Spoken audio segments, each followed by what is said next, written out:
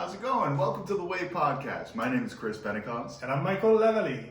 And today, I'm taking over the fucking show. This is my show today because we're talking about spooky.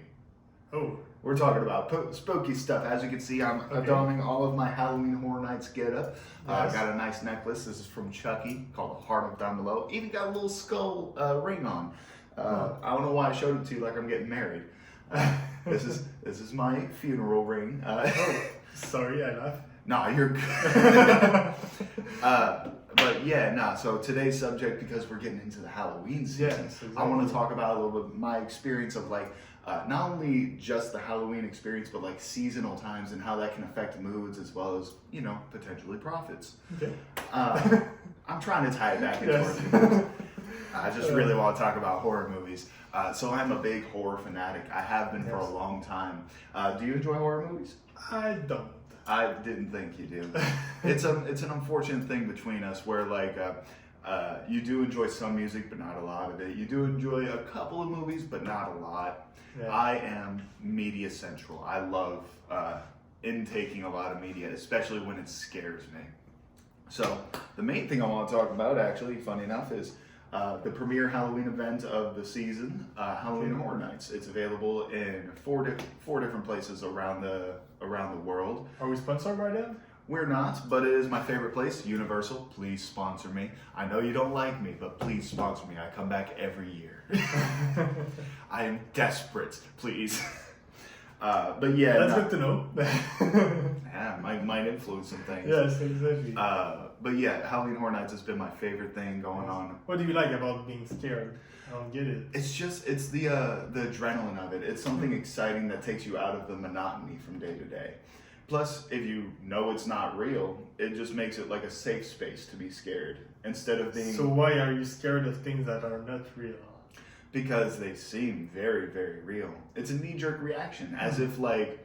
So I'll give you an example. Yeah. Say you're walking down the street, and then you see someone else get stabbed, and you see that person with a knife is running after you. It's pretty fucking scary. I do Krav Maga. Krav Maga. So Yes. yeah, you would be able to probably take them down. Now let's say if they had a gun. You're not going to be able to Krav Maga your way around a bullet. Yeah. But regardless of the sense, you're in danger. Yeah. Now imagine being in danger without being in danger. Mhm. That adrenaline rush is what really gets Yes. a lot of people. Okay. For me specifically, I just really enjoy the craftsmanship behind it. Like I enjoy seeing the scenery. I enjoy looking at the costumes and how detailed they can get. Yeah, for sure they make a lot of detail in that. Like that's art. in Yeah, a way, it can be, and sometimes it's like erroneous hours just on the makeup chair for the actors, just for like 10 to 30 minutes of like screen time where they're actually showing up in front of people. Okay. That's a lie. It's more like a 3-hour shift, and then they go take a break. It's usually like rotated between a few different actors who are dressed up the same. But that's just a little behind the scenes of it. I actually used to work on Haunted House. Funny enough. Last year in 2020, it was pretty fun. So you were not scared, like you were scaring people. I was scared. I was doing the scare. So that's another mindset, like It's a full different aspect of it, because when you enjoy being scared, that means you know what scares you. Now, when you do the scaring, that you got to flip your whole mindset around, because even the simplest of stuff can scare people. Bro, I got so entertained because like one of the things that I would do, I would just stand there and I'd sort of like creepily twitch my head, and that was enough for people to be like, Jesus Christ, get the hell away from me. But let's tell our audience that you do that all the time. Damn it, the twitch is back. But yeah, no, it was a very fun experience.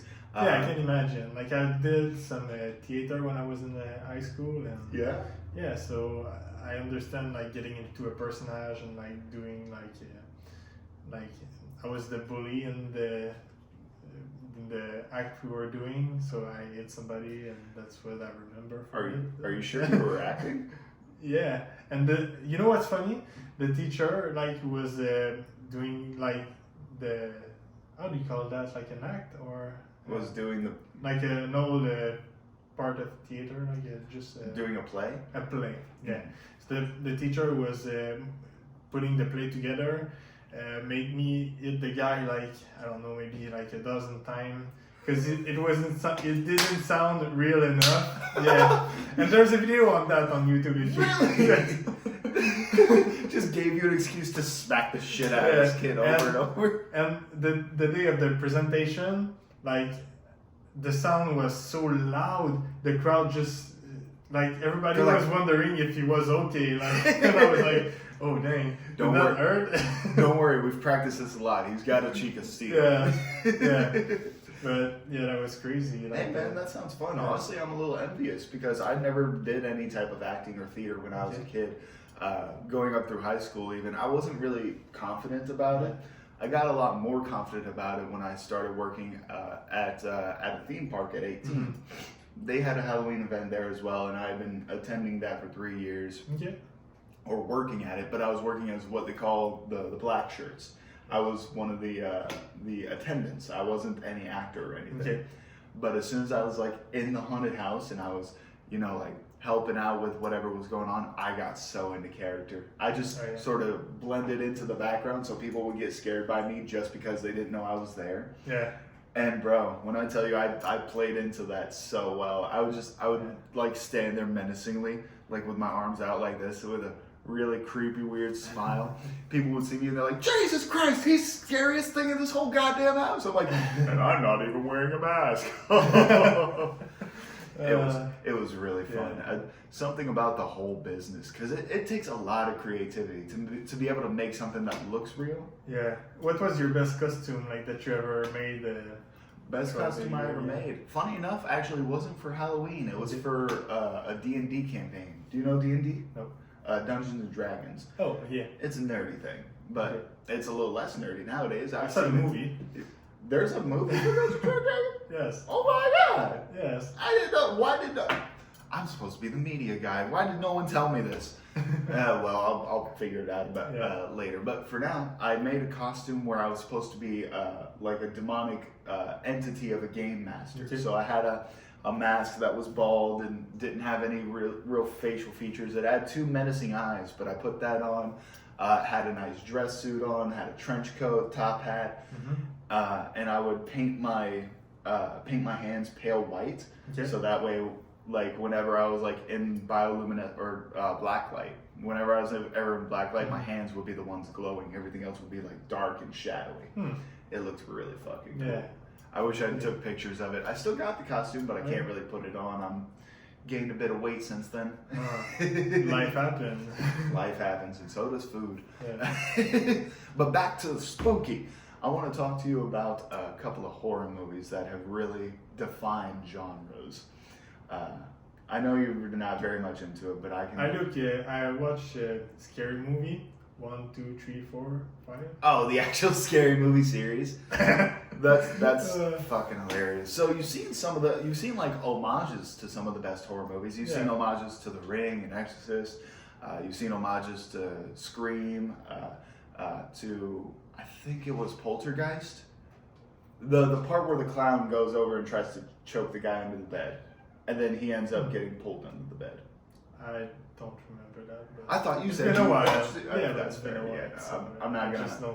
I'm not gonna yell at you for something that you can't remember from 20 years ago. Please don't yell at me.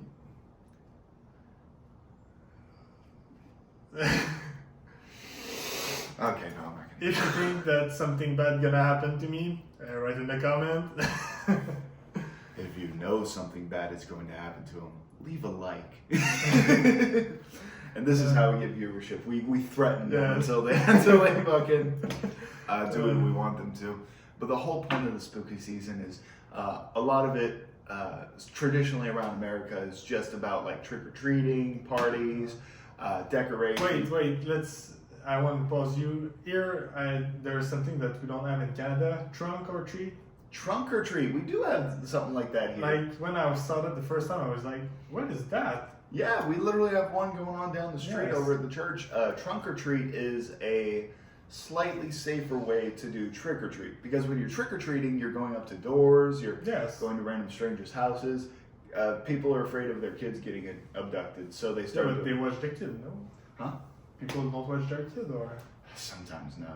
Oh. Sometimes they send other kids to watch their kids. Oh, It's gotcha. improper for sure. But trunk or treat is a slightly safer version of that, where a bunch of parents collectively meet up and they all park their cars, they pop open their trunks, and inside those trunks they can either decorate the inside or... But wait, like, is it not the goal of Halloween to be scared? So why not send your kid? Yeah, that makes sense to me. I don't know. I don't want maybe like the United States is not the same as Canada. That's for sure. No, that's exactly the time to ask that, because I believe the whole point of Halloween is to enjoy the spooky and scary. Yes. The original intent for Halloween, or All Hallows Eve, or there was another name for it, but I forgot what it was. Something Swedish. Okay. The whole intent of that was to celebrate the dead, celebrate the time of year where things get a little bit scarier, get a little bit darker. You don't know if you're going to make it through the winter. Dead of the summer, like exactly. Fall, not the year, but celebrating autumn more or less. Yes. Celebrating the Eve of Hallow. Mm-hmm. So the whole point behind it initially was just to so we're finding celebrations to not celebrations. We're finding rituals in order to celebrate the gods. That's what I meant to say. Okay. A lot of it was introduced by Wiccans or witches, as they're commonly known. But that doesn't entirely mean like they were evil. A lot of it was just celebration, and I can't fault anyone for wanting to celebrate, to have a good time, just to have a good time. What my initial introduction to Halloween was, obviously I grew up with it. I had a family that was really big into decorating for every single holiday. Okay. I had an aunt who would dress up as a witch every single year. And bro, every time she dressed up as that witch, it got more and more grotesque. Until one year, she didn't put any makeup on. And I was like, that's the scariest of them all. And she's like, shut the hell up. I just didn't have any green makeup. You shut up. Just made fun of her for it. But I didn't really enjoy the spooky side of things until I started getting into the spooky side of things. In 2006, Okay. that was the first time I ever went to here. Okay. I had been going every year ever since, mainly because it was the only experience I had where I felt in fear for my life while also being totally safe. There was this old lady who looked like one of my aunts. She had a pair of pliers, and she was part of the stage show where they it was 4 different characters who were just doing sacrifices. The old lady, she had someone strapped up in a bed, and she took pliers and ripped out his tongue and showed the tongue to the audience, blood all down her hand and shit. I was a little 13-year-old boy just standing, I was 11 at the time. Little 11-year-old boy just standing there like, I don't want to be that. And then, bro, they release all the characters onto the audience. Fucking, the creatures are like all coming out. It was really fucking scary back then. They're a bit more sanitized with it now. They don't target children as much. Okay. But I was a little 11-year-old shit, and I'm like trying to hide behind my cousin at the time. And I just see this old lady go, "What's wrong, little boy? I'm just gonna rip out your tongue." And I'm sitting here like, "No, please, God." But then as soon as she left, my heart was racing. I'm like, she didn't kill me. This is awesome. And then I was hooked from that point on. I started watching a bunch of horror movies. I started like getting over my fears, because initially I was fucking terrified of Chucky. Yeah. Like fully. I had nightmares about the dude. It was bad. I couldn't like get proper sleep. I would have night terrors. My parents had regretted the day I had ever watched Chucky. But then during this time of me transitioning into the spooky motherfucker I am, I ended up watching a movie called Seed of Chucky. Seed of Chucky is fucking hilarious. It is actually really funny. It's like the 5th movie or the 6th movie in the installments, and Chucky has a kid. I don't understand how a living evil doll can have a kid, but it happened. I mean, that's life. Yeah, 2 dolls get it on, and now they have a baby. There you go. Fucking weird. Anyways, but yeah, when I watched the movie, it actually helped a lot with my fear, because now Chucky's funny. Nowadays, he's straight up just horror comedy. Like he kills people, but at the end of the day, he's doing it to make a joke, and I kind of don't like that.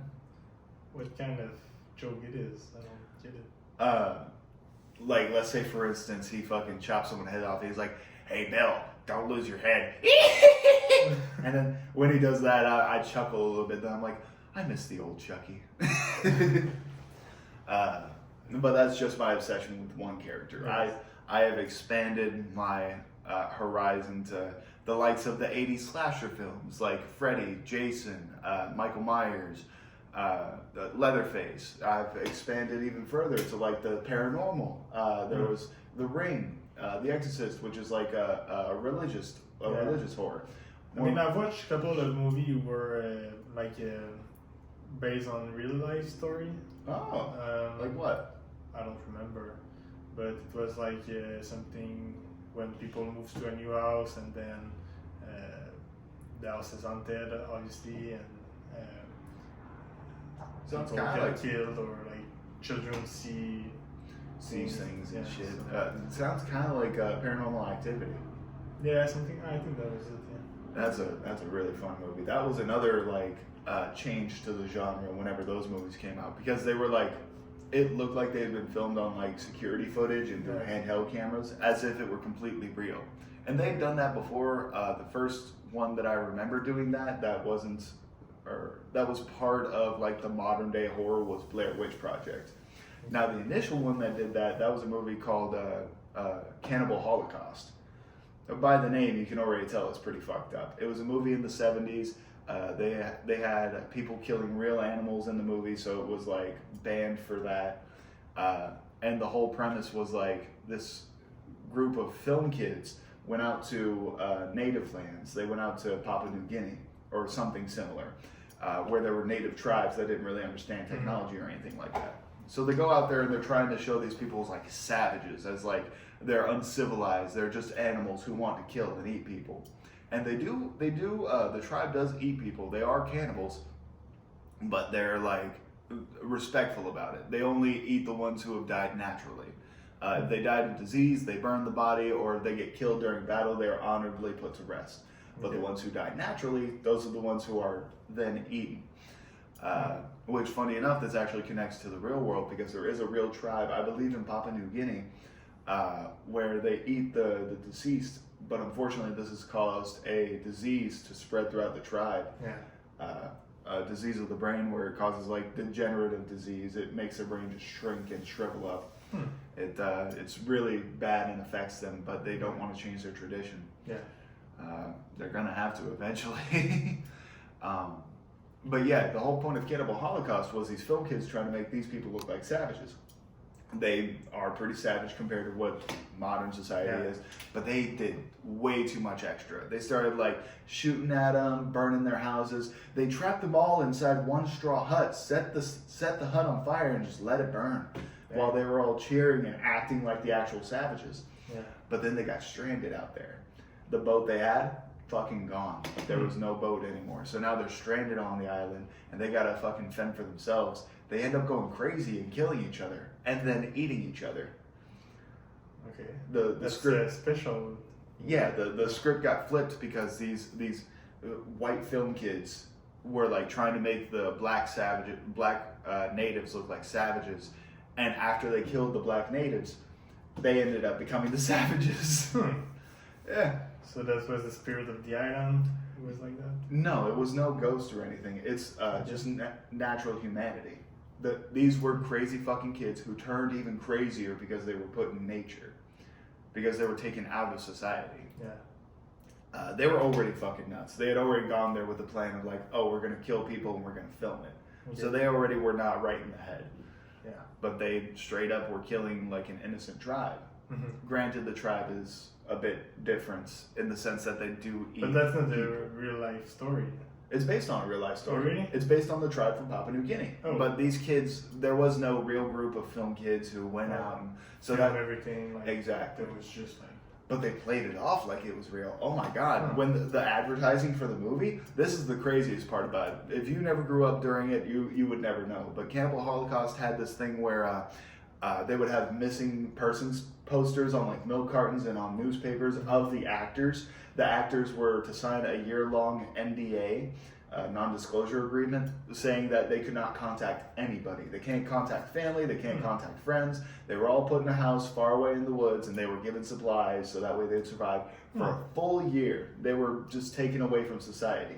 The director got sued and arrested because they thought he had actually killed these kids, that he actually sent them out to the woods to die.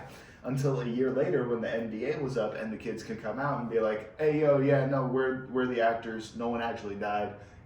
The director I could see the director honestly just sitting in the cell like, "Did the kids come out?" "Yeah, I thought so. Can someone take these fucking cuffs off?" It was a ridiculous situation, yes. but it was very effective. But that's good marketing. It was incredibly good marketing. I agree. This was around the time when like Texas Chainsaw Massacre came out, so like the blood and gore was a real big thing with audiences at the time. But it took a step too far because people were fully convinced. Like there was no hint of like, oh, this is just a story. It was more like, did we just watch people die? Like, is this legal? Like, it became the blurred line of what's too far and what's not far enough. Yeah. But that's all I got for spooky. That's okay. Yeah, that was a lot. I feel like. I got a lot more. If you like spooky thing. Hold on. I'm sorry. This is gonna be a bit unorthodox. I just want to double check something.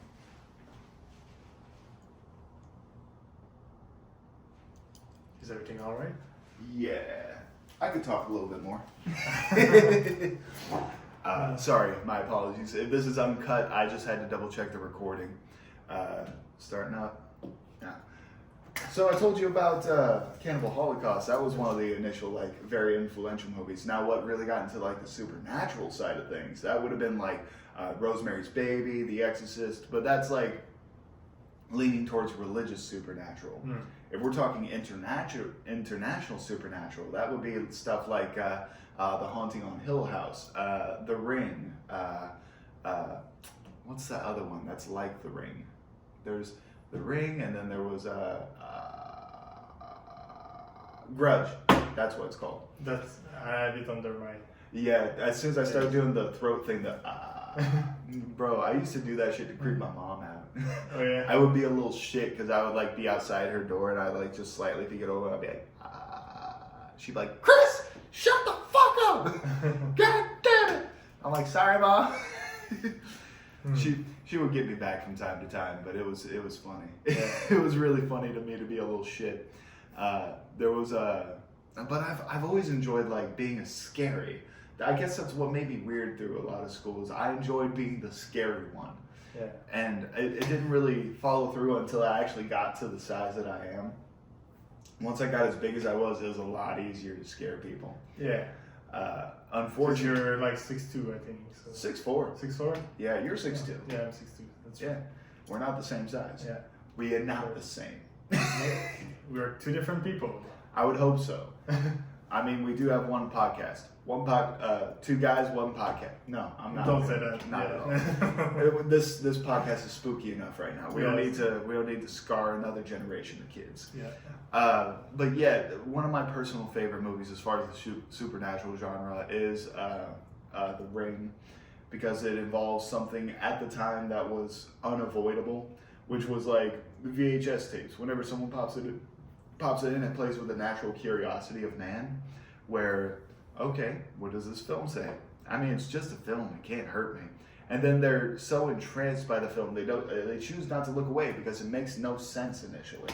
They watch through the whole film of The Ring, and the cinematography. Like you're watching this video right now. Right, imagine, bro, just the Ring video starts popping up and it plays all the flashes. But the weird thing about like the cinematography of the movie was that it would never show you the full clip of what the Ring video was. Mm-hmm. It would show you like little snippets and pieces to show you how like weird and disoriented it is, but it would never show you the full thing through.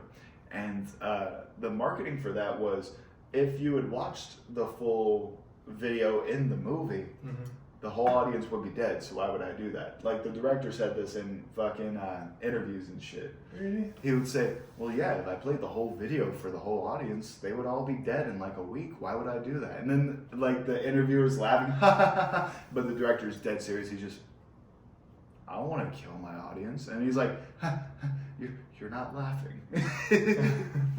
It was that back and forth between the interviewer and the director, but I applaud his willing to stick to the script, because the video obviously not real. It doesn't hurt people, but it made everyone think, especially those who are like very superstitious. Yes. It made them all think like, this is from the devil. This needs to be burned. No one should ever watch this movie, and it caused a lot of controversy. Yeah, but that's marketing of horror movie. I feel like It's real you want good. to scare the people and All talk it good, talk it bad, but all talk about publicity, it. all publicity is good publicity. So yeah, I fully agree with you on that. There is one more movie that I want to talk about, mainly because they have a horror movie coming out, or it has already come out by this point. The Exorcist. So when I went to the Halloween Horror Nights event this year, I got to go through a haunted house that was based on the new Exorcist that's coming out, called The Exorcist Believer. Now there's 2 girls who get fucking possessed. But what I want to talk about right now is the original one and how it affected me through childhood. The original Exorcist was a movie based in, I believe, the 70s. It's about this younger priest who gets sent to a house to do an exorcism on a girl. Now, you know what an exorcism is, right? Yeah, it's when you put the holy water. You find someone who is possessed. Not always a situation where they are possessed, could just be mentally ill. That was the whole mix-up of it and why it's so controversial. But they would find someone who was possessed, and they would go through ceremonies of like screaming at this demon to get out of this child or person's body. It got so bad, in fact, that for one actual court case, there was a person who said the devil made me do it. He had felt like he was possessed, and he had an exorcism and everything. Turns out he just had schizophrenia. So instead of going the route of like, what can we do to fix this person, they're automatically like, oh, there's a demon inside of him. We have to get him out. And then he went and murdered people. And after he murdered people, he went to the court case and he said, that's not me. The devil made me do it. Everyone in that court was just like, oh, he's crazy. He's not possessed. He's just fucking nuts. And the fucking pastor is sitting there like the preacher who did it. He's like patting away his sweat. He's like, oh, I better get out of here. Someone's gonna blame me for this shit. Oh, because the pastor didn't stop that? Because he didn't like. He thought he was possessed for real, or? Yeah, he thought he was actually possessed, and that's what a lot of people in the church did believe at the time. Nowadays, very rarely any pastor or any preacher or any father of any sorts really thinks that exorcisms work or that possessions are real. Okay. So that mindset has definitely changed around the past century or two. But it doesn't help that within modern day, there have been cases of people not only requesting exorcisms, but receiving exorcisms from de facto fucking preachers, like people who aren't actually part of the church. Okay. Regardless of that, back on the subject with The Exorcist. Yes. This movie I had watched at first when I was 13, right in the middle of my little shit stage when I was like really starting to love horror, right in the middle of that. So it's the middle of the night, it's like 3 a.m. I have the TV on the Sci-Fi channel, and this pops up, the movie, and I'm like, oh, this looks pretty cool. I heard a lot about this. A girl spins her head around and spits pea soup at people. Pretty fun. But I did not expect what I got. When I watched the movie, it's an artistic masterpiece. If you're not too much into like the Christian religion, it's probably going to turn you off a little bit. But even behind like the religious context in front, there's still a beautiful story about like mental illness. There's a wonderful story about like self-control and sticking to what you truly believe rather than delving from the path. There was I still remember it to this day, there was a very specific scene in that movie which honestly gave me nightmares for another few years. I thought I was done with nightmares about horror movies after Chucky. I was fucking wrong. There's a very specific scene where the pastor is dreaming, and he like looks out in a New York subway and he sees his mom coming up the subway. Mm-hmm. Then while he's looking at that, you just see a flash of a white face with like jagged teeth, red underlines, just staring down at somebody. That face haunted me. It was terrifying for me for like years and years. I think it took until I was like 18 or 19 before I got over it, because I had to watch the movie like snap by snap. It was just one frame that it showed of this white face. Mm-hmm. I wish I could show it here, but I think that would not be too good. Yeah, we don't want to give you nightmare. Well, I do. But yeah, I saw that. It gave me nightmares. And then it made it worse because of the context behind it. The mother on the escalator and then ends up going down the escalator, and you can hear like whispers and shit and distant screams and like, why did you do this to me? And like, then you hear flames start up, like you can hear the fire and people burning, and then the face flashes up again and she's descending, and then you see at the last perceptible moment her face turns to sorrow and grief, like as if she knows what's happening. That whole representation in his dream was of her being there and then going to hell, being dragged to hell. That's another interesting subject, hell and paradise. Hell and paradise? Yeah, because there's multiple quote about that, like the hell is the other, and like. Inferno and Paradiso. What? You said hell and paradise, so yes. I'm thinking Dante's Inferno, Dante's Divine Comedy is what it's called. It's got Inferno, Purgatorio, and Paradiso. Oh, so that's the thing that you can find in hell? No, this is a book. Oh, I don't know that book. Yeah, it's a really hard to read through, but it's a pretty good book. Horror book or? Huh? Horror book? Horror? Our book? No, horror. Or like you're talking about spooky A things? horror book? Yeah, horror. Kind of. I mean, it gives the aspect. It's completely based on the Christian religion. It's this Christian's viewpoint of hell, purgatory, and heaven. Okay. But the hell portion of it, the Inferno, Dante's Inferno, bro, you're gonna hear that referenced all the time when you're talking about horror movies, because it's like got very dramatic images of the 7 circles of hell. It's got dramatic depictions of like the demons in hell, of what actual Satan looks like if he's even there, because you don't really see him, you just feel his presence while you're down there. This man Dante gets escorted by an angel through hell. He wakes up one day after taking a nap under a tree, and then he ends up, like, he pops up in hell. And there's an angel there, and he's like, yo, come with me. We're going to take a little journey. He's like, what? He's like, God told me to do it, so come on. And so they walk through hell, they get through hell, they go through purgatory, which is like the in-between space after death, and then they go through heaven. And when they get at the end of heaven, they meet God, and they're like, so, did you learn anything, Dante? And Dante's like, yeah, I learned that everything I saw was completely correct and right. Even the people that I thought was cool in hell, yeah, they deserve to burn for the rest of their life. I think it's fair. I didn't really agree with the book. But it was a fun little read, especially the descriptions of like the demons and the hell and the fire.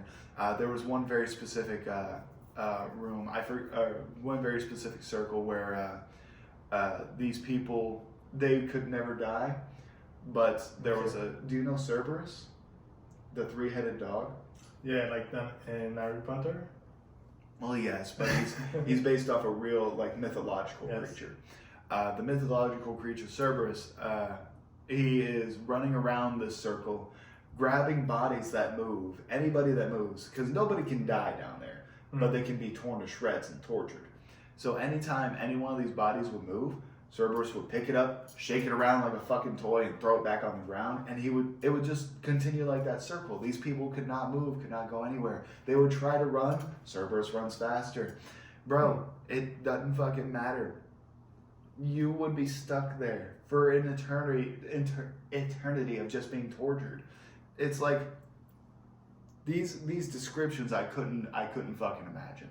That's how horrific they were. It was almost eldritch. Like eldritch horrors is another thing that I want to talk about later, but I ain't gonna waste my time with it now. But that's all I want to talk about as far as like spooky season and getting into the mood of things. Yes. And getting on our ready. next subject, we'll talk about AI, Aliens, aliens, and a couple What- of other subjects we have for you. So whatever's scary, really. Yes. This was probably like the most intense that I've gotten. The other subjects we're actually going to talk a bit more serious about it. So go ahead and throw a like if you enjoyed the way that we ran this podcast. Well, I ran this podcast today. I kind of like stole the hitches from him for a minute there. Yeah. If you didn't enjoy the podcast, go ahead and leave a comment on what you think we should have done. And if you enjoy our content, feel free to subscribe. Hit that notification bell. Keep updated with our most recent uploads. We also got our socials set up in the link down below, along with, or set up in the description down below, along with a link to our previous video. So, Yep. Hope you have a good Halloween. on that note, And have a see good you day. later.